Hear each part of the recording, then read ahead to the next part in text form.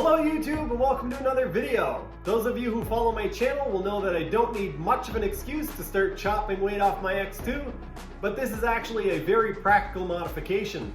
Anyone who's ridden an X2 for any amount of time probably knows that the seat latch system isn't very good, causing the seat to sometimes get stuck on and sometimes to fall off. When you put the seat on the X2, you can never be sure when it's actually latched in place. And when it does latch in place, sometimes it actually locks on so bad that when you go to release it, it pulls the cable right off. I've actually lost my seat 3 times over the last couple of years and had that last experience happen to me where the cable completely broke off. I decided quite some time ago that I was going to do something about that. In this video, I'm finding a solution for that problem. As you guys can tell by looking at my X2, it's got a whole lot more going on than just a seat latch modification, but that is what we're talking about today. I started doing body work on my X2 over a year ago, and so I've already got the seat latch removed, but I will kind of show you guys basically what you need to do to get it off. So there are a couple pieces to this. The seat latch mechanism, part of it is actually bolted on the bottom of the seat here. You remove 2 10mm bolts out of there and that piece will come off. There are also 2 10mm bolts that go where these filled holes are. I've already filled my holes. There is also a bracket for the cable that goes here, and I drilled those rivets out and I've already filled them up. So if you're doing this modification, you will want to do that. The next step in this modification is to find yourself some studs. I have some that are 42mm-ish long, which is 1.6 inches. You could use some cutoff bolts, but I have a bin full of random bits and I found these studs. What I'm going to do is take these and screw them into the bottom of the seat where I removed my bracket. So I've removed my bracket from here. I'm going to screw these in, just barely screw them in like so.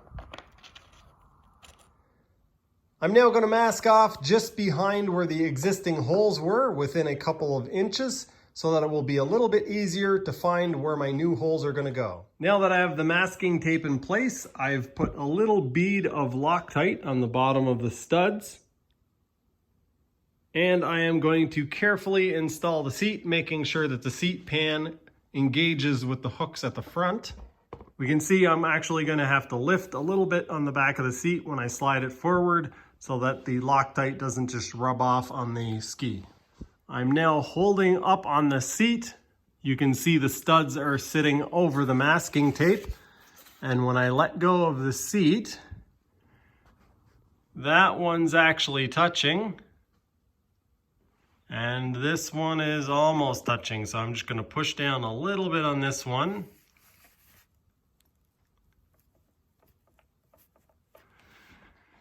And just like that, we can very clearly see where we need to drill out our new holes. I'm going to start out by drilling some pilot holes and then finish by drilling them out to 1/4 inch. I now have the holes drilled out and the tape removed, and I am now going to measure to see how thick the hull is in this area.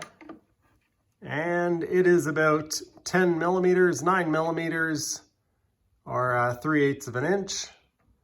And what I'm going to do now is find a stud or a bolt, probably going to have to find a bolt, that is about 20 centimeters longer, 3/4 of an inch longer than the existing one. I've found these bolts, they're a little bit longer than what I need, but I will cut them off and they should work just fine. Because I have a lathe, I've rounded over the end with a file and some Scotch-Brite. But if you don't have a lathe, you can always put it in a drill and turn it against some sandpaper and then spin it in some Scotch-Brite and get the same results. It might just take a few more minutes. I've got the nuts threaded onto the studs that I've made, and now they need to be threaded into the seat. The reason why the nuts are on there is for adjustment. We'll take a look at that in a minute. But basically, with the nut, depending on where you put the nut, you can decide how far this is going to stick out. Now that I've got the pins installed and the nuts snugged up, I am going to install the seat. I have a feeling like this is going to be a little bit more tricky than it was without any seat latch whatsoever, but still probably a whole lot easier than it is with the OEM seat latch. I need to install the seat, making sure that those front hooks are engaged with the bottom of the seat pan, and then probably keep a little bit of upward pressure on the rear of the seat so that the pins can slide forward. And then once the seat is forward, a little push on the back, and my pins are down through those holes. From this view, you can see the pins stick down through the hull about 5/16 of an inch, probably about 8 millimeters. And this is why you might need some adjustment. I have a feeling like this is probably good. I think I will adjust them so that they don't stick down quite as far through. If I pull up on the seat a little bit, you can see that the pin stays fully engaged. So even with 5/16 of an inch or 8 millimeters of engagement, the seat comes off just like this. To reinstall the seat, we do exactly what we did the first time around. Make sure that those hooks are in place before we try to slide the seat forward. Slide the seat forward into place, and then if you can actually look and see where the pins are in the holes. You can slide them right in, or just a little push and it will pop in. I think that's pretty slick. I'm actually going to adjust my pins so that they don't stick through the hull as much. I'm going to adjust them about 4 millimeters. I would say probably about 1/8 of an inch. And then we'll try this again. I've now got the pins adjusted. I also decided to add some big washers just to distribute the load a little bit better. It will make the pins a little bit more stable and probably a little less likelihood of the seat just falling off. All right, folks, this is going to be the ultimate test. I'm going to see if I can remove and install the seat with one hand. To make it even better, I'm going to use my left hand. I am right-handed. Let's see if this will work. Now, to remove it, I'm pretty much positive it's going to come off without any issue. But if you're in the water and you need to get your seat off in a hurry, doesn't get much easier than that. And to put it back on, the most important thing I think is to make sure that your hooks are latched at the front here.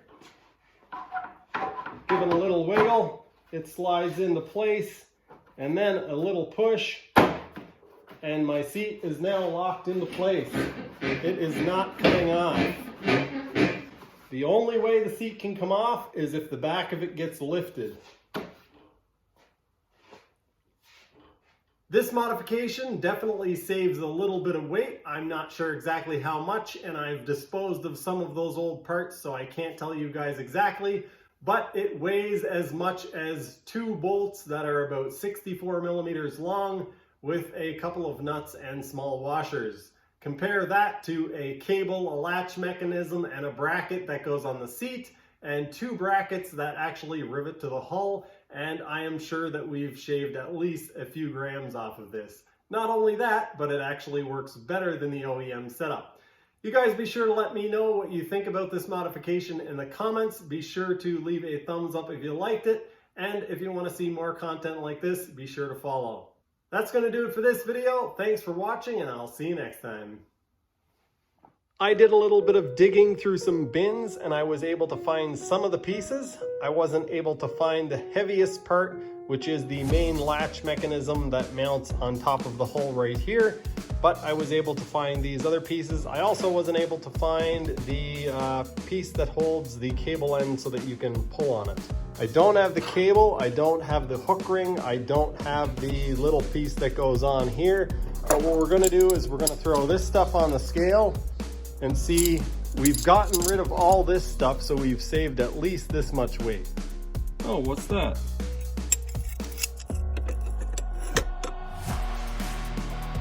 8.7 ounces, 250 grams. There are a lot of little pieces on this jet ski that I've considered completely rebuilding or redesigning. And the steering column is one. And the trim setup is another thing.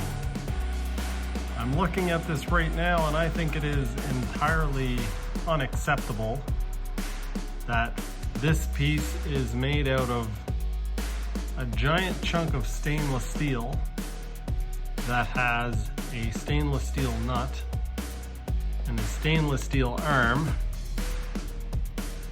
And so I think this piece is going to have to get rebuilt.